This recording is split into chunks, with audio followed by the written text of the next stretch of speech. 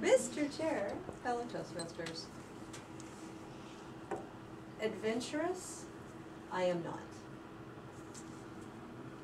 So when I wanted to do something special for myself for my 40th birthday, I figured if I was going to do something exciting and somewhat adventurous, a hot air balloon ride would totally be something that I think I could do.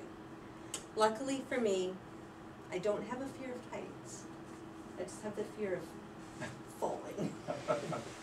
So it did take me 5 years to psych myself up for my balloon ride. I decided at 35, a coworker had gone on her 40th birthday for this balloon ride, and I said, I can do that. I think I can. I have 5 years to get worked up for it.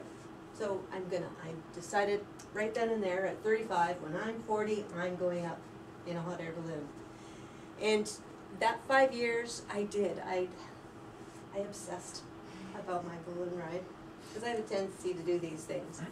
So on occasions when I was driving home from work one evening and I had heard on the radio that there were several hot air balloons at the Abbotsford Airport.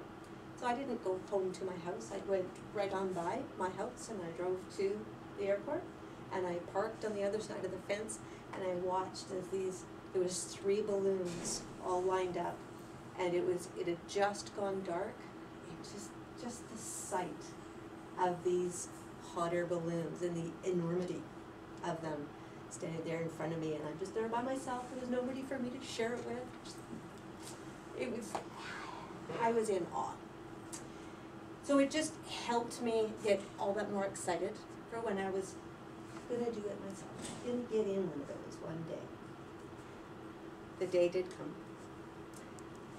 It was a wonderful summer day. It didn't actually happen right on my 40th birthday because they have to actually, the weather does play a part. You're not allowed to just go up there because the day has come. So it kept getting delayed and delayed. So I had to wait until July instead of May for my ride. I took my sister with me because I needed to share it with somebody. And we arrived at the Hazelmere, I think it's a park, Hazelmere Park in South Surrey. And we were to meet our group of people that were coming on the balloon there with us. And when we got there, the first balloon we saw was the Remax balloon. And then we saw my balloon. And now whenever, from that day forward, when I see the Remax balloon up in the sky, I'm just like, oh, yeah, whatever. Because it was being blown up at the time, but the Remax balloon was about this big. And ours was this big. It was a 12-person balloon. This thing was absolutely phenomenal. I couldn't believe the sight. Instead of just the red, white, and blue of theirs, ours was a kaleidoscope of color. It was gorgeous. I could have just stayed there all night just watching them add the hot air to this balloon. But eventually we did have to actually climb inside it. And what this was, I mean, you could fit 12 people in it. So imagine, if you will, a basket that had all compartmentalized, just like a basket in your linen closet would be. And we had to climb into this basket. Thankfully for my height, it was the sides of the basket were high enough that I couldn't fall out of it, and low enough that I could actually climb over and get inside.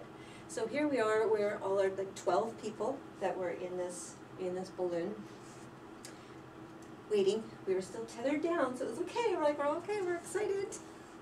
But they had to let go at some point. So when they did let the string go, of course I'm like this. Because the balloon shook a little bit when it let go from the ground. But once it got up in the air, you have to do this, guys. It's just, my sister was just beside herself as well. She was so excited that she got to come on this trip with me as well.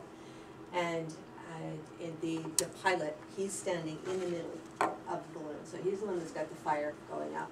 Luckily, he's wearing a hat, because it gets freaking hot every time they whoosh with the hot air. But going on the actual ride, once we got up in the sky, you would expect it to be windy up there. As the pilot had said, you will not notice the wind up here because you are the wind.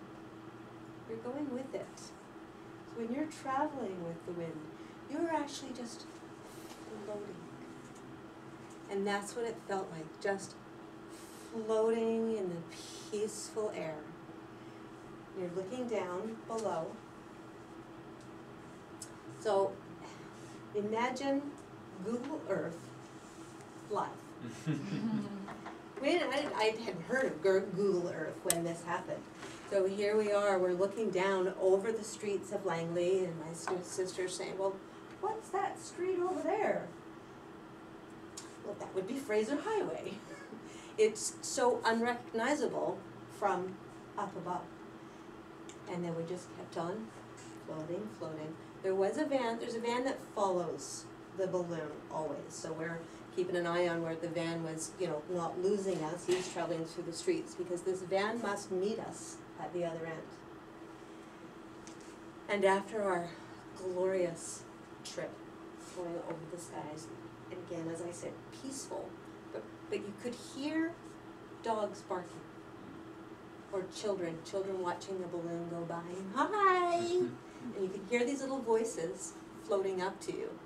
But I don't know whether they could hear us from there. I'm not sure how that works. But the ending of our trip could not have been more Langley-esque.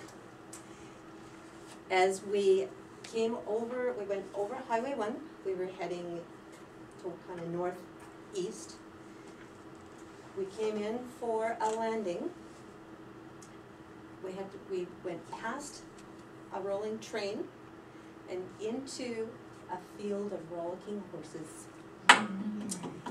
It was awesome. And then of course the pilot says, okay everybody, when we land, get ready to jump out and gather up the silk before the horses eat it, because they all come running.